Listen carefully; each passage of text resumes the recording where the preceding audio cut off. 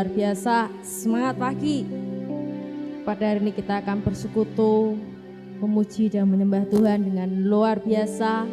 Kita berjumpa lagi dengan penuh antusias yang datangnya dari Tuhan. Mari Bapak Ibu Saudara, kita akan datang kepadanya.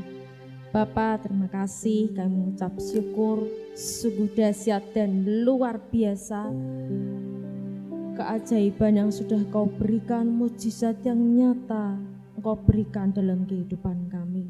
Terima kasih Tuhan, kami sampai hari ini, kami masih dalam keadaan sehat. Itu semua karena kasih karunia-Mu. Engkau jagai, Kau lindungi seluruh jemaat GBI Lantera, ya, sehingga semua dalam keadaan sehat, berkat perlindungan, penyertaan dan sukacita datangnya dari Engkau. Terima kasih Tuhan, terima kasih Bapa. Di dalam nama Tuhan Yesus Kristus, juga urapi setiap hamba-Mu yang akan menyampaikan firman-Mu, sehingga menyegarkan, menguatkan, memperbaharui roh kami, membakar setiap roh kami, untuk kami sungguh-sungguh datang kepada-Mu. Di dalam nama Tuhan Yesus Kristus, hamba telah berdoa dan mengucap syukur. Amin. Haleluya. Dalam mujizat ada rasa syukur yang Tuhan berikan, karena tangannya tidak pernah kurang panjang untuk menolong setiap kita. Terima kasih Tuhan.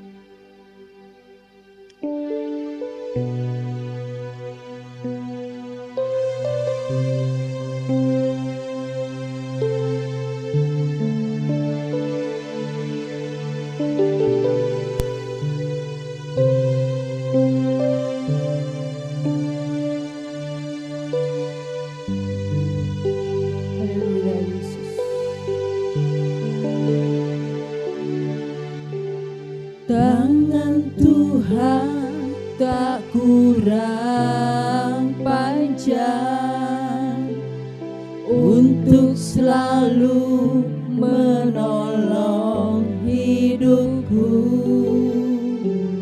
Telinganya tak kurang tajam untuk mendengar seruan hatiku. Tangan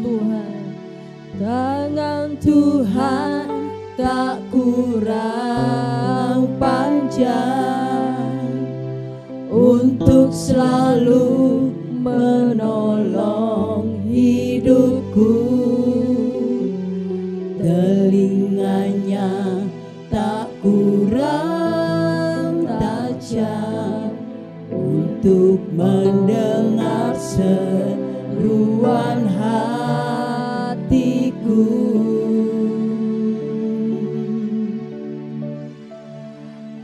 ada mujizat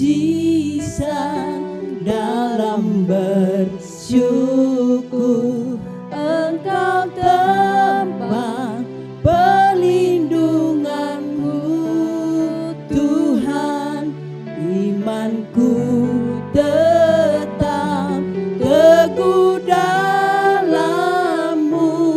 Ku menang Ada mujizat, bersamamu. ada mujizat dalam bersyukur. Ada mujizat dalam bersyukur. Engkau tempat perlindunganku, Tuhan. Imanku tetap teguh dalam-Mu. Ku menang bersamamu. Tangan Tuhan tak pernah kurang panjang menolong setiap kami. Tangan Tuhan tak kurang panjang untuk selalu menolong hidupku. Telinganya tak kurang tajam untuk mendengar seruan hatiku. Ada mujizat, Mujizat dalam bersyukur. Engkau tempat perlindunganku, Tuhan. Imanku tetap teguh dalam-Ku. Ku menang bersamamu. ku menang Tuhan. Ku menang bersamamu.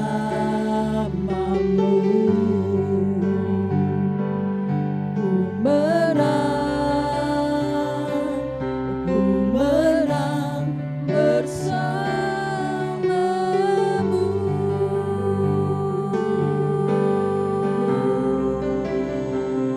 Ku menang bersamamu, Tuhan.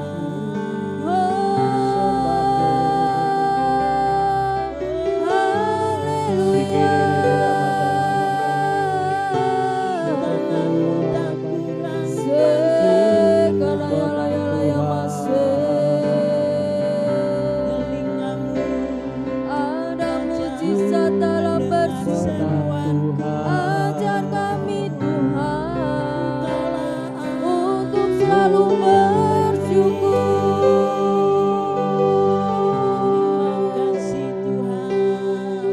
Haleluya. Sekanayalaya masih.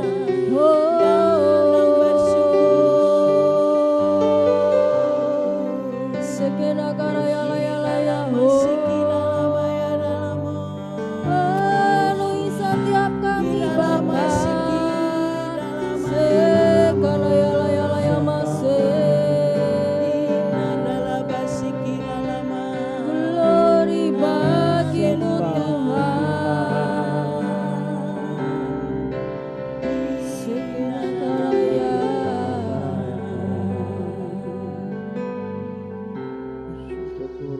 Haleluya masih. Ajar setiap kami Tuhan untuk selalu menaikkan ucapan syukur kepadamu dalam segala keadaan. Kami percaya di tengah pandemi COVID ini Engkau mengajarkan untuk setiap kami belajar untuk bersyukur dengan keadaan kami saat ini. Belajar bersyukur atas segala perbuatan dan kebaikan yang sungguh luar biasa yang datangnya dari Engkau Bapa. Ajar kami setiap hari untuk selalu merendahkan hati, untuk selalu terus mengucapkan syukur atas segala yang sudah Engkau berikan dalam hidup kami. Terima kasih Bapa. Di dalam nama Tuhan Yesus Kristus, kami siap bersorak-sorai dan bersuka cita untuk meninggikan nama-Mu. Terima kasih Yesus. Di dalam nama Tuhan Yesus Kristus, hamba telah berdoa dan mengucap syukur. Amin. Haleluya Bapak Ibu Saudara.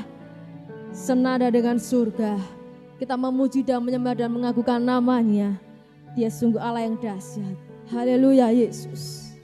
Berikan sorak-sorai yang paling meriah. Haleluya.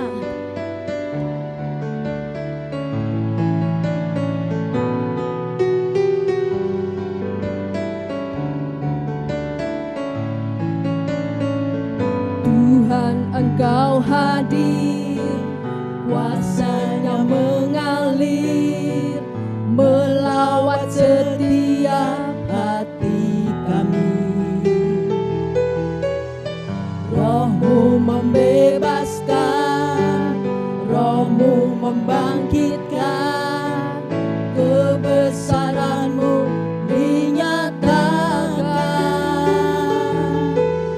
Diselamatkan untuk menyembah, datanglah kerajaan-Mu di dunia. Di hadapan tatamu, seluruh jiwa menyatu, nyanyikan pujian senada dengan surga.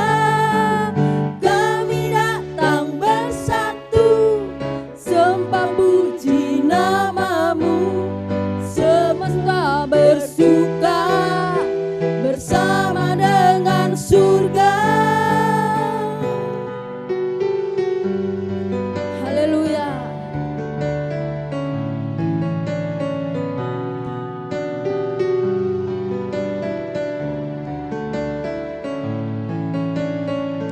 Tuhan Engkau hadir, kuasa-Nya mengalir, melawat setiap hati kami.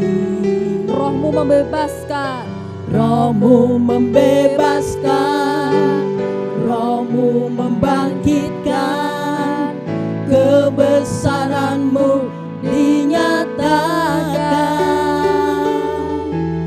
Diselamatkan untuk menyembah, datanglah kerajaan-Mu di dunia.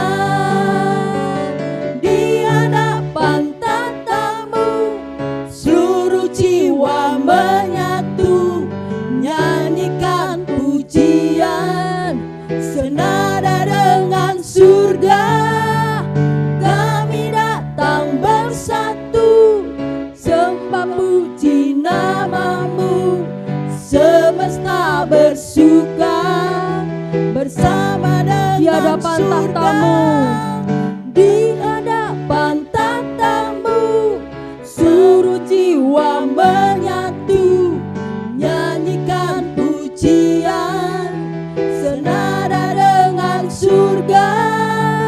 Kami datang bersatu, sembah puji nama-Mu, semesta bersuka bersama dengan surga. Oh, oh, oh, oh. Senada dengan surga. Oh, oh, oh, oh. Senada dengan surga. Haleluya. Terima kasih Tuhan. Sebelum kita akan mendengar renungan firman Tuhan yang disampaikan oleh hamba-Nya, biarkan roh kita akan terus menyala-nyala di hadapan Tuhan. Haleluya Yesus. Jadikan aku seperti-Mu Tuhan. Haleluya.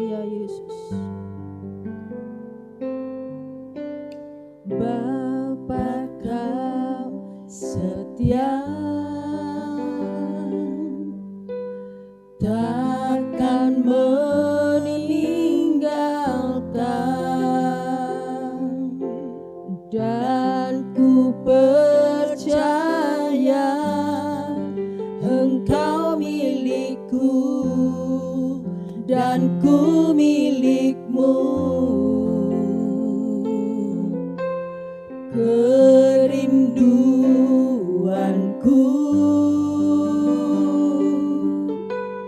tinggikan namamu, karena ku tahu Engkau dalamku dan ku dalammu. Ubah hatiku, Ubah hatiku seputih hatimu, setulus salibmu, kasihmu Tuhan. Biar mataku seperti matamu, pancarkan kasihmu. Ku mau jadi sepertimu. Bapa, Engkau adalah Allah yang setia. Bapa, Kau setia,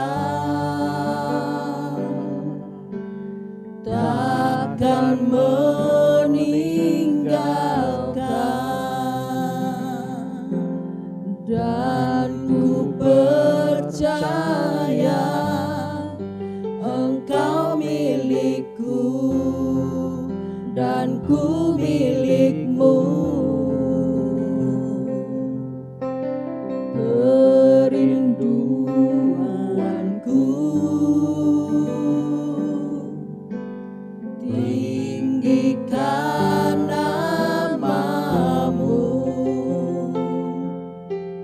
karena ku tahu Engkau dalamku dan ku dalammu.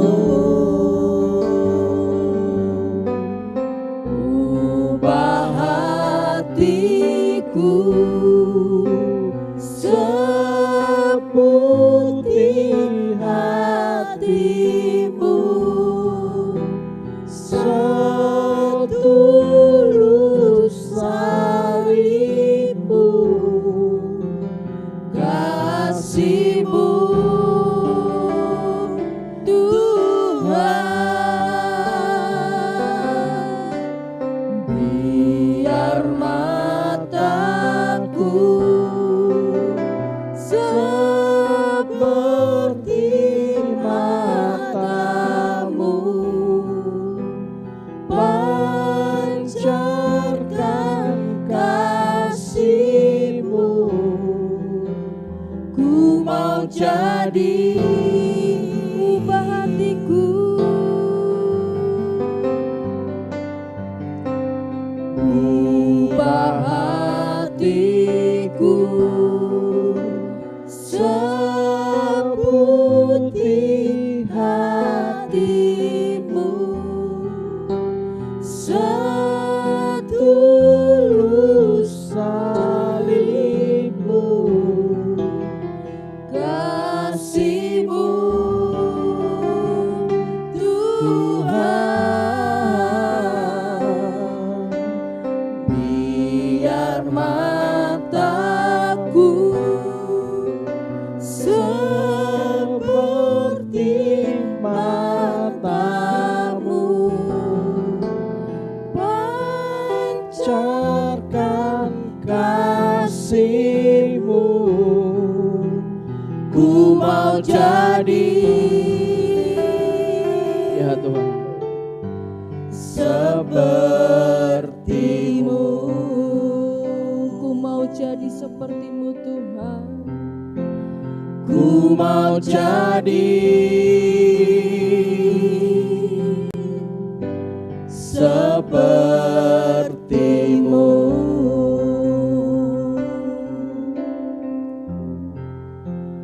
Ku mau jadi Yes Lord, yes Lord.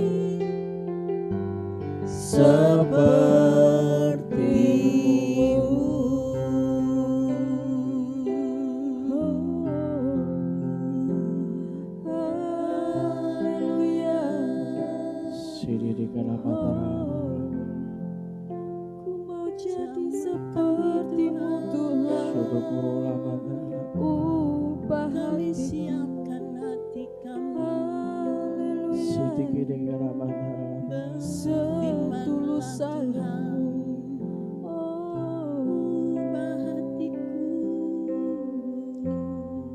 Saat Tuhan tuh benar-benar mengubah hati saudara dan saya. Reaksi hati ini menentukan apakah saudara bisa dipercaya lebih oleh Tuhan.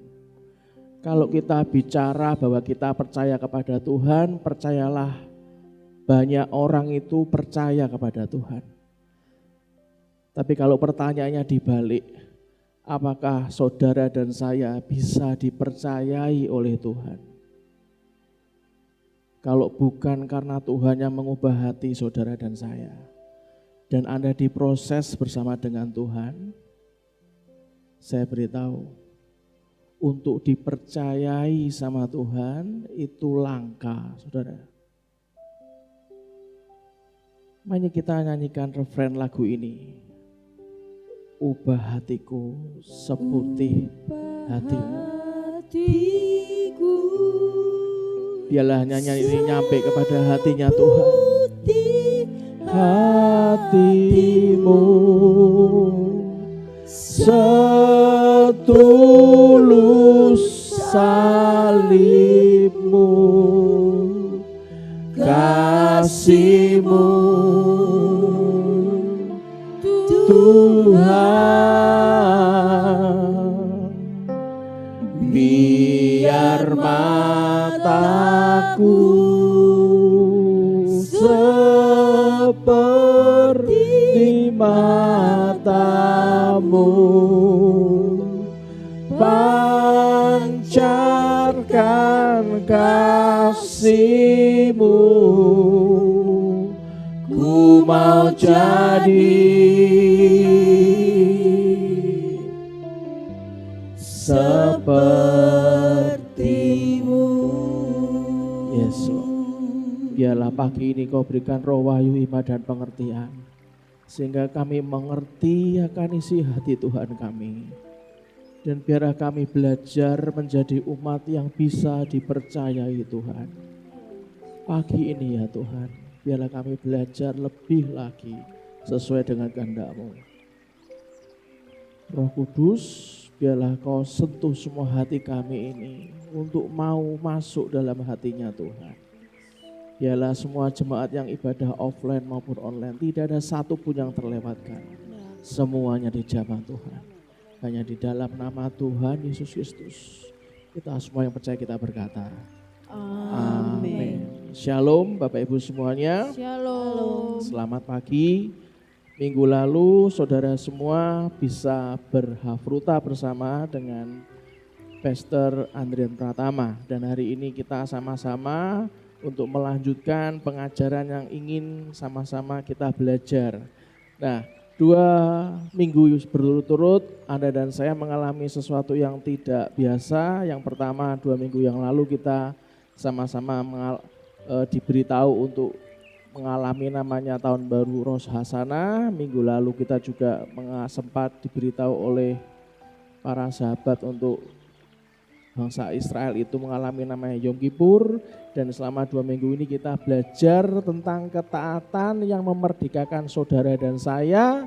Plus ditambah kita belajar bagaimana kita mempunyai pengorbanan yang saat-saat Allah itu memurnikan iman saudara dan saya. Karena ketaatan yang memperdekakan kita ditambah dengan pengorbanan atau sacrifice saat Allah memurnikan hati kita, kalau digabung itu menjadi ketaatan kita menjadi sempurna di hadapan Tuhan. Saudara, saat Tuhan memanggil nama saudara dan saya, seperti Abraham dipanggil namanya Abraham, dan Abraham berkata, "Here I am." Dan sudahkah kita sanggup berkata saat saudara dan saya dipanggil oleh Tuhan nama kita, dan kita pun sanggup berkata, "Here I am." Minggu lalu kita belajar bahwa kita harus meminta campur tangan Tuhan. Kita benar-benar menundukkan kehendak bebas kita, free will kita kepada Tuhan. Maka Tuhan akan bawa kita kembali kepada jalurnya Tuhan dan mencapai semua destiny, semua takdir kita sesuai dengan kehendak Tuhan. Karena kepada orang yang dikenannya saja ia mengaruniakan 3 hal. Minggu lalu kita sama-sama belajar, kepada orang yang dikenannya saja Tuhan mengaruniakan hikmat, pengetahuan, dan kesukaan atau kegembiraan atau sukacita. Saudara, kalau kita sudah dikaruniai hikmat, pengetahuan, dan kesukaan atau kegembiraan atau sukacita, saran saya jangan lagi mau hidup di neraka yang diciptakan orang lain. Apalagi Anda hidup di neraka yang kita buat sendiri, saudara. Karena enggak ada yang nyuruh kita tuh hidup di neraka. Apalagi buatan orang lain, dan yang lebih parah kalau Anda dan saya hidup di neraka buatan kita sendiri. Nah, tema hari ini kita sama-sama mau belajar bagaimana caranya seperti Abraham dipanggil Abraham dan dia sanggup berkata, "Here I am." Dan hari ini kita harus lihat dulu bahwa pengorbanan Abraham yang kita sempat sharingkan, kalau itu salah menangkapnya, kalau kita salah menafsirkan bahwa pengorbanan yang sebenarnya adalah sebuah ketaatan, itu malah menjadi sebuah derita dalam diri Abraham. Terminologi derita itu memiliki arti menanggung, merasai sesuatu yang tidak menyenangkan. Itulah kata-kata derita itu kalau dibuat menjadi istilah penderitaan, maka didefinisikan sebagai penanggungan, perihal menderita. Jadi kalau Abraham itu salah dalam menangkap isi hati Tuhan, maka pengorbanan Ishak akan ditangkap sebagai sebuah penderitaan. Nah, dalam konteks Kristianitas, asal penderitaan di muka bumi sulit ditelusuri. Kenapa saudara? Karena dikisahkan bahwa dalam Alkitab, di kitab Kejadian, Allah yang maha baik telah menciptakan segala sesuatu baik adanya. Makanya penderitaan dianggap manusia itu sebagai sesuatu yang tidak baik. Dengan demikian dianggap bukan berasal dari Allah. Saudara, Abraham sebenarnya kalau punya konsep yang benar, mengerti hatinya Tuhan, seperti juga dengan saudara dan saya, kalau Anda mengerti hatinya Tuhan, Anda dan saya tidak perlu mengalami yang namanya penderitaan. Nah, kita lebih cenderung akan mengatakan bahwa kita melakukan namanya pengorbanan atau sacrifice. Nah, pengorbanan adalah bagian dari iman Kristen. Banyak orang percaya mengorbankan waktu, mengorbankan uang, mengorbankan energi mereka untuk melakukan pekerjaan baik bagi Allah. Namun kita harus berhati-hati bahwa tidak dan jangan membiarkan pengorbanan didahulukan, tapi malah kepatuhan kita terhadap pengajaran Alkitab malah kita kesampingkan. Justru malah kita mendahulukan pengajaran Alkitab, dasar yang kuat, sehingga saat kita itu betul-betul membutuhkan sacrifice, maka dasar iman kita akan tepat seperti yang Tuhan izinkan. Saudara dikasih Tuhan, hadiah pengorbanan bagi Tuhan itu betul-betul kita tuh akan betul-betul dihargai dan dihormati selama kita mematuhi perintah-perintahnya. Dan juga jangan lupa Jangan selalu berkata bahwa Tuhan tuh selalu memanjakan kita semuanya. Tidak, no. Justru kita perlu mengajarkan orang lain untuk melakukan sacrifice atau pengorbanan juga. Saudara, ada beberapa poin yang pagi ini untuk kita sama-sama bahas. Yang pertama, kita baca di 2 Samuel pasal 24 ayat 24. 2 Samuel pasal 24 ayat 24. Tetapi berkatalah raja kepada Arauna, bukan begitu, melainkan aku mau membelinya daripadamu dengan membayar harganya. Sebab aku tidak mau mempersembahkan kepada Tuhan Allahku korban bakaran dengan tidak membayar apa-apa. Sesudah itu Daud membeli tempat pengirikan dan lembu-lembu itu dengan harga 50 shikal perak. Saudara dikasih Tuhan, biasanya kalau orang sudah melakukan kesalahan, orang sudah bersalah, biasanya mencoba untuk berkelit atau bahkan menimpakan kesalahan kepada orang lain. Yang lebih jahat lagi hati manusia, orang yang sudah bersalah, orang itu justru malah mengorbankan orang lain untuk menanggung kesalahannya. Namun hal itu kalau Anda baca di 2 Samuel pasal 24, hal itu tidak kita dapati pada Daud. Daud bersalah karena kesombongannya, ia menghitung pasukannya agar dapat membanggakan kekuatan militernya. Maksudnya untuk membanggakan kekuatan militernya. Memang dalam kalimat pembuka pasal ini seolah Tuhan yang menjadi penyebab Daud melakukan sensus tersebut. Kalau Anda tidak begitu mudeng, Anda bisa baca sendiri. Kalimat ini bisa dimengerti seperti Allah dahulu mengeraskan hati Firaun yang telah lebih dahulu mengeraskan hati. Hati Daud mungkin sudah ada rasa bangga karena merasa mengalami kemenangan yang gemilang. Israel melawan para musuh mereka, terutama Filistin. Karena hati nuraninya sudah terlatih, segera setelah sensus Daud sadar bahwa ia sudah berdosa. Anda bisa melihatnya di ayat 10 dari kitab 2 Samuel pasal 24. Pengakuannya kepada Tuhan membuat Tuhan memberikan pilihan jenis hukuman yang harus Daud terima. Di sini Daud memakai hikmat, akal sehat, serta pengenalannya akan Tuhan. Seperti minggu lalu saya cerita bahwa hal pertama yang saudara akan dididik oleh Tuhan bersama saya adalah akan menambah-nambahkan hikmat, mengenal akan Tuhan saudara dan saya. Sama seperti pengajaran pagi ini bahwa Daud memakai hikmat, serta akal sehatnya, serta pengenalannya akan Tuhan. Jatuh ke tangan Tuhan, kata Daud di ayat 14, menjadi pilihan Daud. Malapetaka yang menimpa umat sedemikian mengerikan sehingga mengharukan Tuhan sendiri. Anda baca di ayat 16. Sementara tugas Daud ialah mewakili umat untuk memohon belas kasih.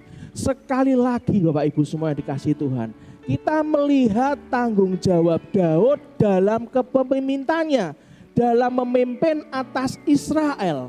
Sebagai raja, ia berhak menuntut Arauna untuk menyerahkan tanahnya guna dipakai sebagai tempat mezbah perdamaian didirikan. Namun Daud tidak mau mengorbankan seorang pun rakyatnya. Ia membeli tanah itu dari tangan Arauna. Dialah yang berkorban mewakili umatnya. Korbannya diperkenan oleh Tuhan. Tulah pun diangkat. Kitab 2 Samuel ditutup dengan karakter Daud yang ditempa semakin sesuai dengan jabatan Daud sebagai raja dan gembala. Raja dan gembala yang baik bukan mengorbankan rakyatnya, melainkan berkorban bagi mereka. Dalam hal ini Daud merupakan lambang bagi Kristus. Dialah raja dan gembala umat manusia. Dia mengorbankan hidupnya bagi manusia. Tuhan mengorbankan hidupnya bagi manusia agar manusia beroleh hidup kekal. Mari kita juga belajar, selain belajar dari Abraham yang belajar mengorbankan anaknya yang bernama Ishak. Pagi ini kita dibawa untuk kita juga meneladani Daud, saudara. Pengorbanan yang pertama adalah Daud mengajarkan bahwa pengorbanan itu membutuhkan biaya. Pengorbanan yang kedua yang saya mau sama-sama ajarkan kita lebih dalam lagi. Kita baca di Roma 12 ayat yang pertama. Kitab Roma pasal 12 ayat yang pertama. Dikatakan, karena itu saudara-saudara, demi kemurahan Allah aku menasehatkan kamu supaya kamu mempersembahkan tubuhmu sebagai persembahan yang hidup, yang kudus, dan yang berkenan kepada Allah. Itu adalah ibadahmu yang sejati. Artinya apa saudara? Pengorbanan itu kita lakukan sehari-hari. Kejadian sehari-hari, kita betul-betul dituntut setiap hari kita memiliki pilihan untuk mempersembahkan tubuh kita sebagai pengorbanan yang hidup kepada Tuhan. Tuhan tidak memaksa anak-anaknya untuk menaatinya, melainkan Dia merindukan saudara dan saya untuk memilih jalannya daripada keinginan dan jalan kita sendiri. Pengorbanan kita hidup untuk Yesus setiap hari, terlepas dari pencobaan-pencobaan dan tragedi kehidupan yang kita alami. Terus kita harus masuk dalam jalurnya Tuhan, mendorong untuk kita melakukan dalam bahasa bisnisnya investasi pengorbanan. Maka kita akan mendapatkan hasil investasi, yaitu hadiah yang kekal. Itulah arti pengorbanan yang kedua. Kalau yang pertama adalah pengorbanan itu membutuhkan biaya, pengorbanan yang arti yang kedua adalah pengorbanan adalah kejadian sehari-hari untuk terus kita tuh melakukan pilihan mempersembahkan tubuh kita sebagai persembahan yang hidup kepada Tuhan. Nah, bagaimana dengan arti pengorbanan atau sacrifice yang ketiga? Kita lihat di Ibrani pasal 13 ayat 15. Ibrani pasal 13 ayat 15 dikatakan, sebab itu marilah kita oleh Dia senantiasa mempersembahkan korban syukur kepada Allah, yaitu ucapan bibir yang memuliakan namanya. Saudara, di Ibrani 13 sampai 15 dikatakan oleh Dia, ini menunjuk kepada Yesus Kristus. Disebutkan namanya dalam ayat 12 juga, yang menguduskan umatnya oleh pengorbanan darahnya sendiri di luar gerbang Yerusalem. Seluruh manfaat rohani datang melalui Dia.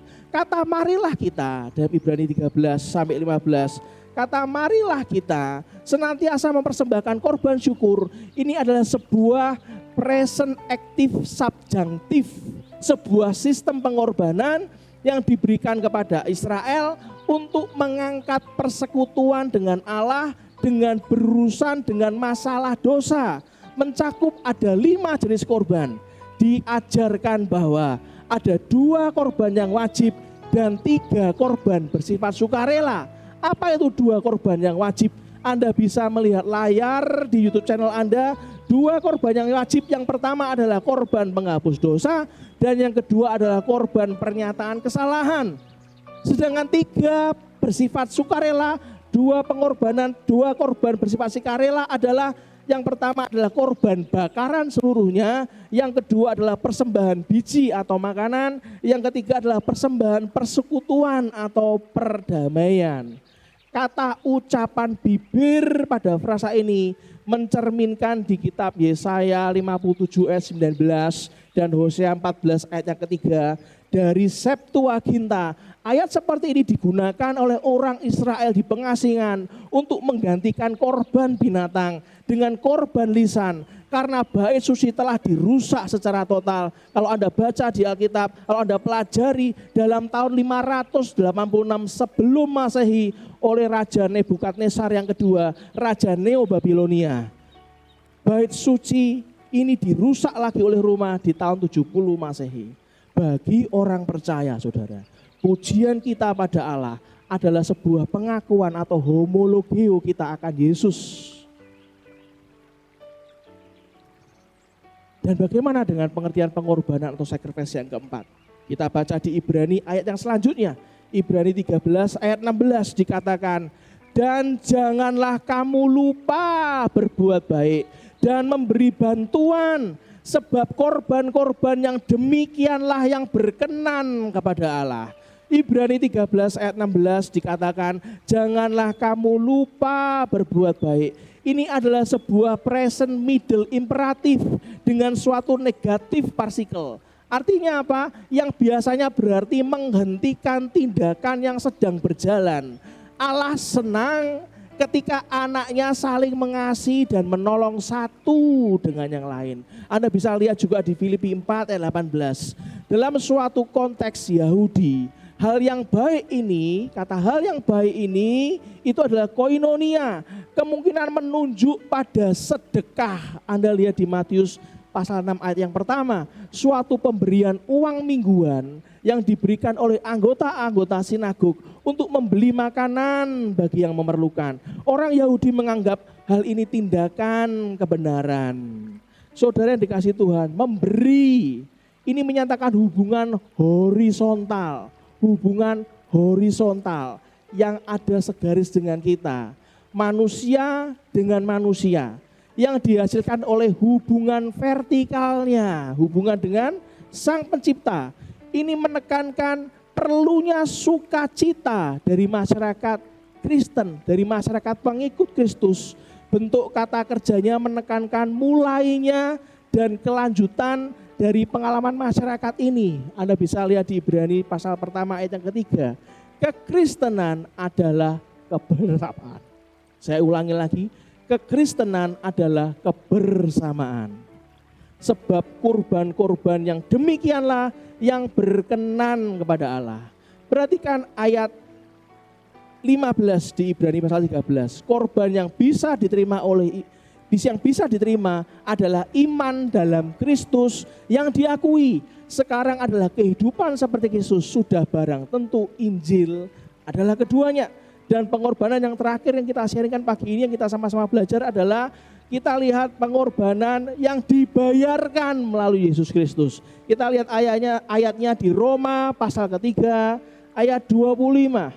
Pengorbanan yang akhirnya dibayar oleh Yesus Kristus. Roma 3 ayat 25 dikatakan Kristus Yesus telah ditentukan Allah menjadi jalan pendamaian karena iman dalam darahnya. Hal ini dibuatnya untuk menunjukkan keadilannya karena ia telah membiarkan dosa-dosa yang telah terjadi dahulu pada masa kesabarannya. Dari semua ini Paulus menyimpulkan saudara bahwa mencari pembenaran dengan melakukan hukum Taurat, Paulus menyimpulkan adalah sia-sia. Bahwa pembenaran hanya dapat diperoleh melalui iman. Allah telah menentukan Yesus untuk itu. Allah sebagai pihak yang dirugikan mengambil tindakan terlebih dahulu untuk mengadakan pendamaian dengan menunjuk seorang penengah, seorang proeteto telah menentukan Yesus sebelumnya untuk melakukan hal ini.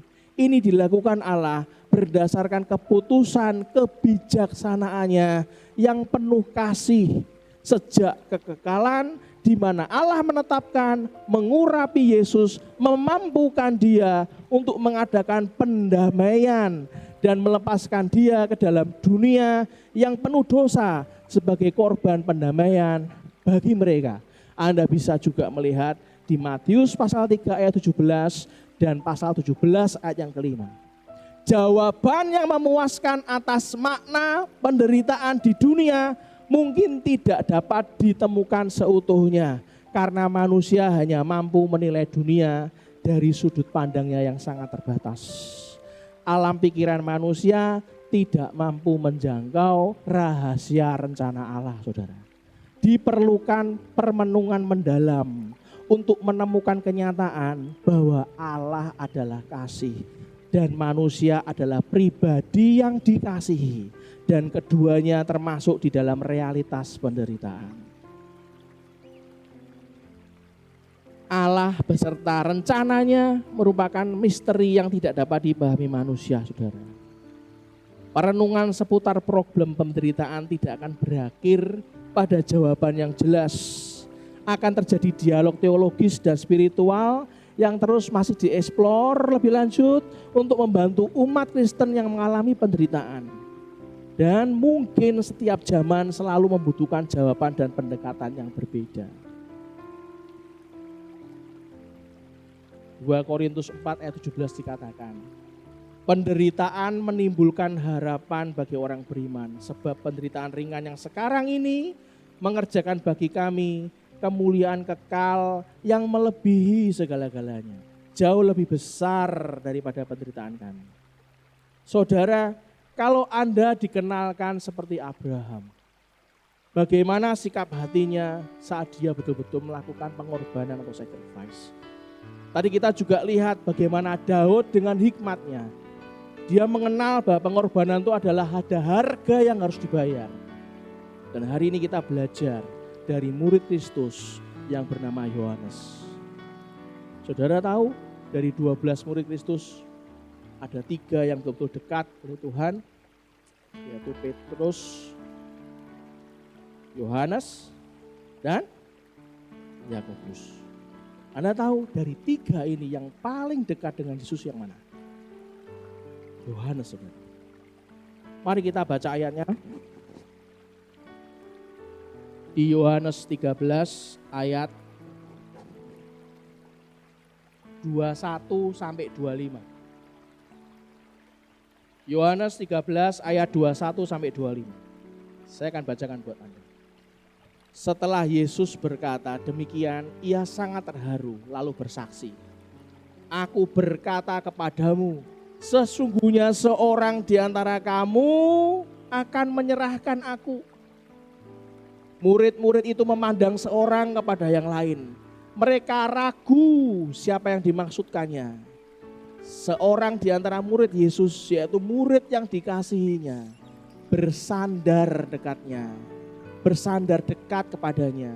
Di sebelah kanannya kepada murid itu Simon Petrus memberi isyarat dan berkata, tanyalah siapa yang dimaksudkannya. Murid yang duduk dekat Yesus itu berpaling dan berkata kepadanya, Tuhan, siapakah itu? Setelah saya pelajari saudara, di Amplified Bible dikatakan, Yohanes 13 ayat 23, di Amplified Bible dikatakan, one of his disciples whom Jesus loved, esteemed, was leaning against Jesus' chest. Salah satu muridnya yang Yesus kasih, hargai.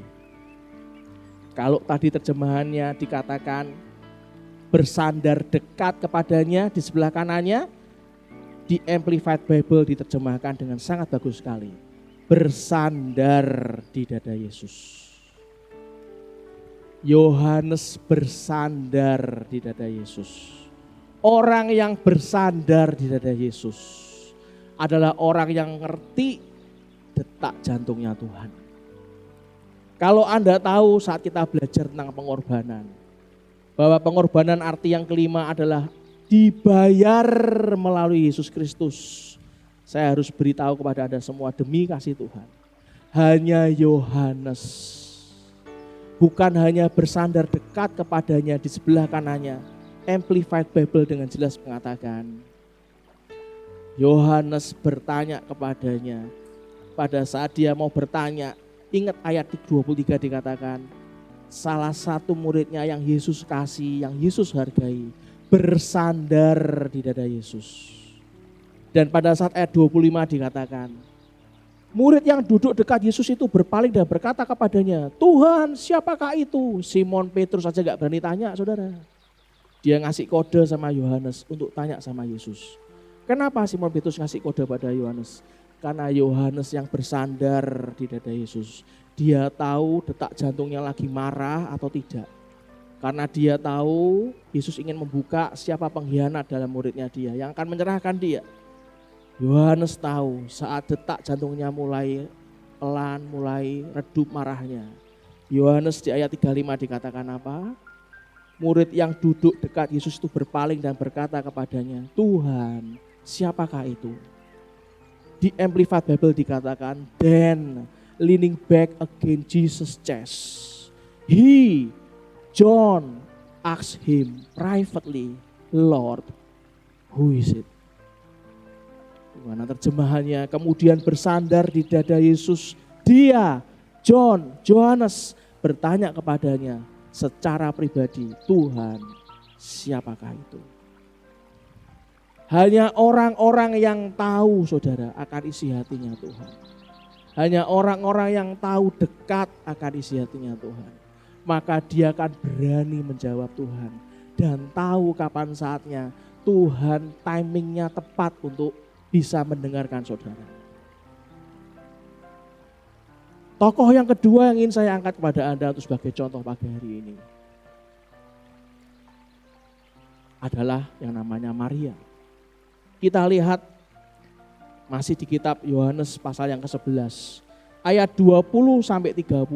Kalau Anda nanti baca sendiri dari Yohanes pasal 11 ayat 20 sampai 35. Saya akan bacakan beberapa buat Anda. Ketika Marta mendengar bahwa Yesus datang, ia pergi mendapatkannya, tetapi Maria tinggal di rumah. Maka kata Marta kepada Yesus, Tuhan, sekiranya Engkau ada di sini, saudaraku pasti tidak mati. Tetapi sekarang aku pun tahu bahwa Allah akan memberikan kepadamu segala sesuatu yang kau minta kepadanya. Kata Yesus kepada Marta, saudaramu akan bangkit. Marta ini memang agak cerewet, saudara. Sudah dikatakan saudaramu akan bangkit. Kata-kata lagi, kata Marta kepadanya, aku tahu bahwa ia akan bangkit. Yaitu pada waktu orang-orang bangkit pada akhir zaman. Setiap cerewetnya keluar, dia ngomong apa? Dijawab Yesus lagi. Jawab Yesus, akulah kebangkitan dan hidup. Barang siapa percaya kepadaku, ia akan hidup walaupun ia sudah mati. Dan setiap orang yang hidup dan yang percaya kepadaku tidak akan mati selama-lamanya. Percayakah engkau akan hal ini? Marta jawab lagi, ya Tuhan, aku percaya bahwa engkaulah Mesias, anak Allah, dia yang akan datang ke dalam dunia. Dan sesudah berkata demikian, ia pergi memanggil saudaranya Maria. Kalau Anda baca, saudara, kalau Anda baca, setiap kali yang namanya Marta itu cerewet, terlalu banyak bertanya kepada Tuhan, itu artinya dia tidak mengenal isi hati Tuhannya. Kalau Anda baca, kalau Anda lanjutkan lagi Yohanes 11, terus Anda baca, ada di saat Maria itu datang, saudara. Dan dikatakan, setibanya Maria di tempat Yesus berada dan melihat dia, apa yang Maria lakukan? Tersungkurlah ia di depan kakinya dan berkata kepadanya, Tuhan, sekiranya engkau ada di sini, saudaraku pasti tidak mati. Dengan kata yang sama yang diucapkan seperti Marta, tapi Maria mengenal isi hati Tuhan. Setelah Maria ngomong begitu, saudara, ketika Yesus melihat Maria menangis dan juga orang-orang Yahudi yang datang bersama-sama dia, Anda baca baik-baik dan garis bawahi, maka masih gundah hatinya. Ia sangat terharu dan berkata, di manakah dia kau baringkan? Jawab mereka, Tuhan, marilah dan lihatlah. Maka menangislah Yesus. Marta datang dengan segala kecerewetannya, Yesus tidak masgul dan tidak menangis. Tapi saat Maria datang, tersungkur di hadapannya dan mengenal Tuhannya dengan baik, mengenal Tuhannya dengan intim, maka masgullah hati Yesus. Anda tahu masgul itu apa? Masgul itu bukan hanya kasihan, tapi ada kemarahan. Ingin melakukan mujizat yang sudah enggak tertahan lagi. Untuk segera dilakukan mujizatnya. Enggak tahan. Dan dikatakan di ayat 35. Maka menangislah Yesus. Amplified Bible menulis bagus sekali. Jesus wept. Yesus bukan hanya meneteskan air mata. Tapi menangis terseduh-seduh. Hanya gara-gara kata-kata Maria. Saudara yang dikasihi Tuhan, kalau Anda mengenal hati Tuhanmu, saya beritahu, mempercayai Tuhan, semua orang pasti percaya. Sangat gampang Tuhan membuat mujizat dan Anda percaya dengan Tuhan. Pertanyaannya adalah, apakah Anda dan saya dipercayai Tuhan? Seperti Yohanes, berani bersandar di dada Yesus. Orang yang bersandar di dada, dia akan mendengarkan detak jantungnya Yesus. Dia tahu kapan Yesus masih marah. Dia tahu kapan Yesus sudah mulai reda marahnya. Dan Yohanes berani ngomong, siapakah dia Tuhan? Siapa itu? Sama seperti Marta. Anda boleh ngomong dengan cerewet seperti Marta. Kalau Anda tidak mengenal hatinya Yesus, Anda akan dijawab dengan ayat-ayat, bukan solusi. Dijawab dengan ayat-ayat dan nunggu lagi jawaban yang pasti.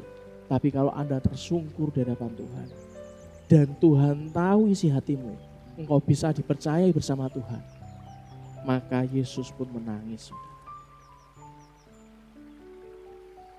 Bagi Yohanes, saya rasa orang yang seperti Yohanes akan berkata, Yesus Kristus adalah segalanya. Saya percaya itu. Dan dirinya tidak berarti. Bagi Yohanes, saya percaya Yohanes boleh ada dan boleh tidak. Dalam hatinya, Yesus nomor satu. Anda tahu, saat mulailah pergi memancing, Simon dan murid-muridnya termasuk Yohanes ikut mulai mencari ikan. Di danau itu Yesus hadir. Berikanlah aku makan. Anda bisa lihat jawaban orang-orang sekitarnya. Enak aja minta makan. Mancing diri dong. Sana ngambil ikan sendiri. Hanya Yohanes yang ngomong apa? This is a master. Itulah Tuhan kita. Langsung Petrus kedandapan. Oh iya Tuhan. Hanya sekali lagi, hanya orang yang mengenal hati Yesus, dia tahu, saudara. Kalau Tuhan izinkan kemunduran itu terjadi, maka bersiaplah, itu tandanya Tuhan ingin mengerjakan hal-hal yang lebih besar dan lebih cepat melalui hidup kita. Ketika tangan Tuhan yang penuh kuasa sudah bekerja, maka satu angin badai tidak akan menyimpangkan kita dari rencananya. Pelangi kemuliaannya akan dinyatakan atas kita. Saat mungkin Anda itu di antara kita mengalami kemunduran, Anda hanya merasa mengalami kemunduran. Saya bukan hanya mundur 1 langkah, Pak. Saya mulai mundur 2 langkah. Saya mulai jarang lagi kebaktian, Pak. Saya kepahitan, Pak. Ingat baik-baik, ketika tiba-tiba kehidupan menarik kita untuk mundur sangat jauh. Sampai rasanya kita nggak mungkin lagi bisa mundur lagi karena sudah sangat mentok mundurnya dan mungkin nggak bisa lebih terpuruk lagi. Namun hari ini ketahuilah, kita tak ubahnya seperti anak panah yang di tangan Tuhan. Harus ditarik sampai full ke belakang supaya bisa melesat lebih cepat, bisa melawan badai-badainya dan bisa lebih jauh lagi, dan semua resikonya akan semuanya bisa ditembus sehingga bisa mencapai sasarannya. Saudara, hikmat, pengetahuan, dan sukacita yang minggu lalu kita belajar, itu yang dibutuhkan untuk kita untuk mampu mendapatkan hikmat, punya pengetahuan untuk membidik, untuk melakukan bidikan, memanah. Saat kita memanah, kita perlu punya pengetahuan cara memanahnya. Dan seakan-akan pada saat Anda itu ditarik Tuhan ke belakang, busurnya tarik ke belakang, semakin jauh ditarik, maka rumus fisika mengatakan gaya pegas yang dihasilkan oleh anak panah yang dilepas pun semakin besar.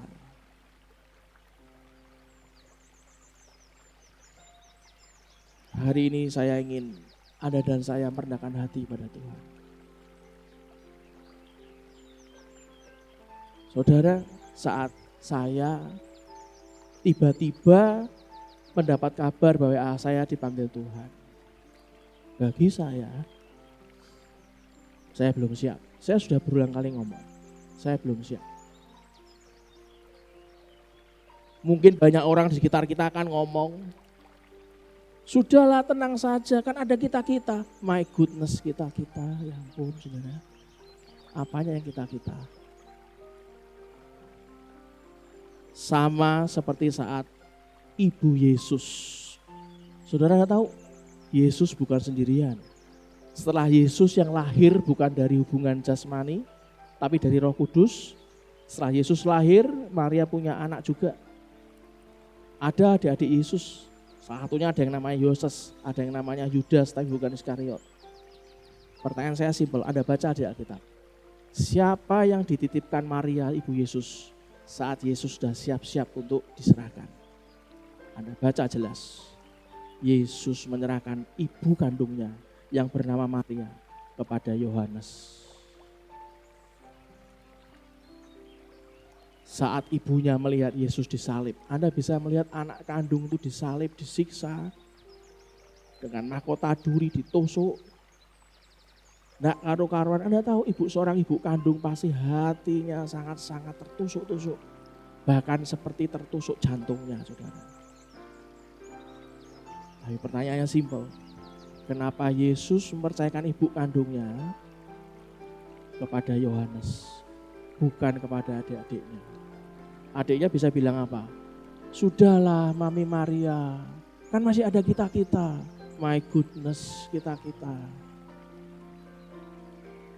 Jadilah orang yang bisa dipercaya oleh Yesus. Jadilah orang yang bisa dipercaya oleh Tuhan kita. Dan itu memiliki sebuah hati yang indah. Karena dalam hati yang indah akan melihat apapun jadi indah. Saya enggak bisa Pak, masa lalu saya terlalu kotor. Jika masa lalu Anda dan saya terlalu kotor, saya beritahu ke Anda, tidak akan bisa berulang. Mengapa harus sesali? Itulah kenapa saya pernah sharing kan, nomor 1, bebaslah dari masa lalu. Baik masa lalu yang positif maupun yang negatif. Dan saya beritahu ke Anda semuanya, jika masa depan tidak bisa kita ketahui, mengapa harus Anda dan saya khawatirkan? Kita harus terus bersuka cita. Ingat baik-baik minggu lalu, hikmat, pengetahuan, dan sukacita. Dan jika kita hari ini bisa berbahagia, bisa bersuka cita, saat ini mengapa harus kita lewatkan? Berbahagialah saudara. Tim musik maju ke depan.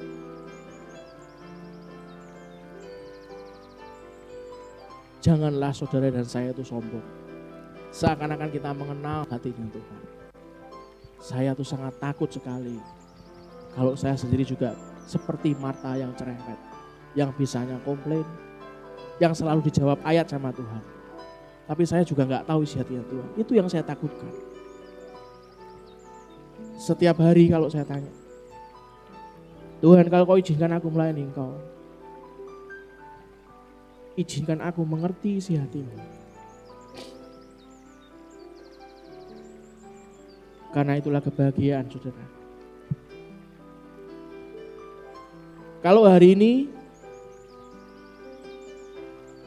engkau merasa di hatimu, aduh gak enak gitu. Engkau merasa sudah banyak mengecewakan Tuhan. Minta ampun ke Tuhan. Seperti Maria tersungkur di kaki Tuhan.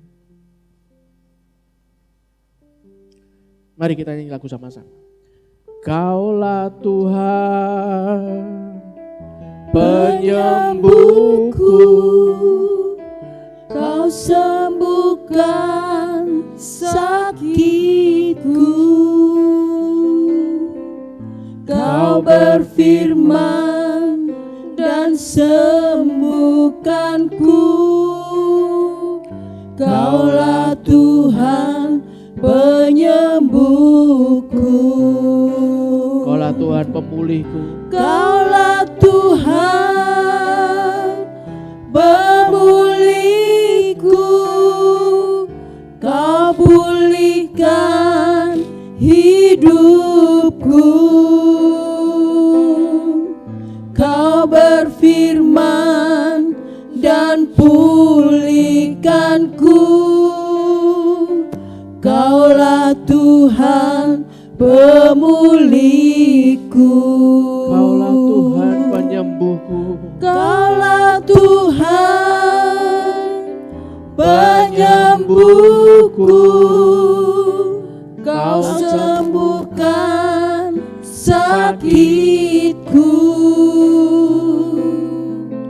Kau berfirman dan sembuhkanku. Kaulah Tuhan penyembuhku. Kaulah Tuhan pemulihku. Kaulah Tuhan pemulihku. Kau pulihkan hidupku.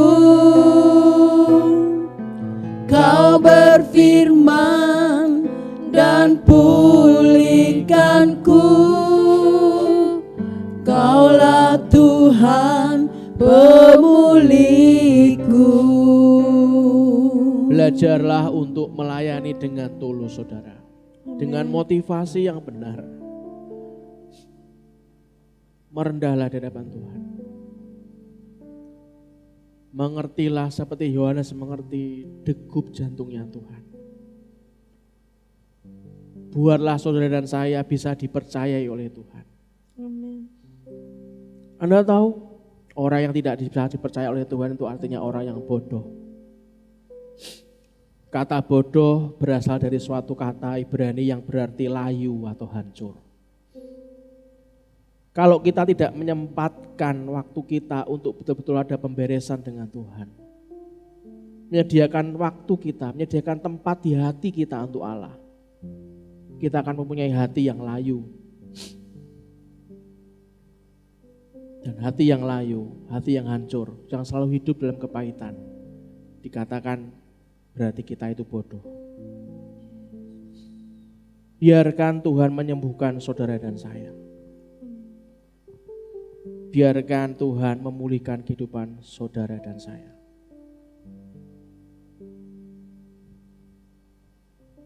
Kalau sebentar kita akan berikan persembahan. Banyak Tuhan, berapa yang harus kita berikan? Belajarlah sesuatu, bertanya yang menyenangkan hati Tuhan. Bertanyalah bukan seperti orang yang banyak uangnya. Bertanyalah seperti orang yang betul-betul ingin bertanya. Berapa yang ingin kau berikan untuk aku persembahkan padamu? Selalulah merendah di hadapan Tuhan. Mari kita berdoa. Tuhan, terima kasih untuk pagi ini kau ajarkan kami seperti Yohanes. Punya hati yang mengerti hatinya Tuhan. Seperti Maria yang tahu arti kata merendah. Terima kasih untuk semuanya Tuhan. Hari ini kami tahu bahwa kami ini semua harus berubah. Kalau hari ini firman ini kami sudahi, tapi Roh Kudus-Mu tidak pernah berkesudahan Tuhan. Roh Kudus-Mu sendiri yang menjamah hati kami semua. Dan biarlah kita semuanya mengangkat kedua tangan kita untuk terima doa berkat ini. Tuhan memberkati engkau dan melindungi engkau. Amin. Tuhan menyinari engkau dengan wajahnya dan memberi engkau kasih karunia. Yes. Tuhan menghadapkan wajahnya kepadamu dan memberi engkau damai sejahtera. Amin. Diberkatilah orang tuamu. Amin. Diberkatilah seluruh isi rumah tanggamu. Amin. Diberkatilah semua keturunanmu. Amin. Diberkatilah masa studimu. Amin. Diberkatilah pekerjaan dan pelayananmu. Amin. Sampai masa pensiunmu. Selalu dalam perkenanan Tuhan yang maha besar. Kemanapun saudara dan saya masuk dan keluar mendapat perkenanan Tuhan. Kesehatan selalu melingkupi kehidupan kita. Dan biarlah berkat dari Allah Bapa, Putra dan Roh Kudus. Di dalam nama Tuhan Yesus Kristus, kita semua yang percaya kita berkata, amin. Berikan tepuk tangan paling meriah buat Tuhan kita. Terima kasih dan Tuhan memberkati. Kaulah Tuhan penyembuhku, Kau sembuhkan sakitku. Kau berfirman dan sembuhkanku. Kaulah Tuhan penyembuhku. Kau berfirman, Kau berfirman dan sembuhkanku. Kaulah Tuhan penyembuhku. Kau berfirman dan sembuhkanku.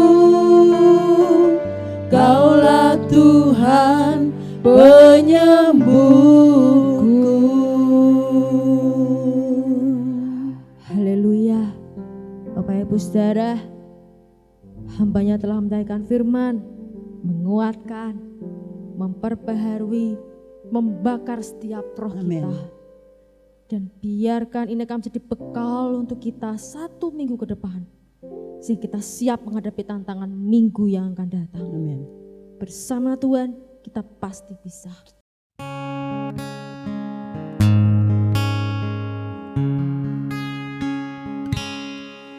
Aku termenung di bawah mentari, di antara megahnya alam ini, menikmati indahnya kasih-Mu. Ku rasakan damainya hatiku. Sabda-Mu bagai air yang mengalir, basahi panas terik di hatiku, menerangi semua jalanku. Ku rasakan tentramnya hatiku. Jangan biarkan damai ini pergi. Jangan biarkan semuanya berlalu. Hanya padamu Tuhan tempatku berteduh, dari semua kepalsuan dunia. Bila ku jauh dari diri-Mu, akan ku tempuh semua perjalanan, agar selalu ada dekat-Mu. Ku rasakan lembutnya kasih-Mu. Jangan biarkan damai ini pergi. Jangan biarkan semuanya berlalu. Hanya padamu Tuhan tempatku berteduh, dari semua kepalsuan dunia. Jangan biarkan damai ini pergi. Jangan biarkan semuanya berlalu. Hanya padamu Tuhan tempatku berteduh, dari semua kepalsuan dunia. Dari semua kepalsuan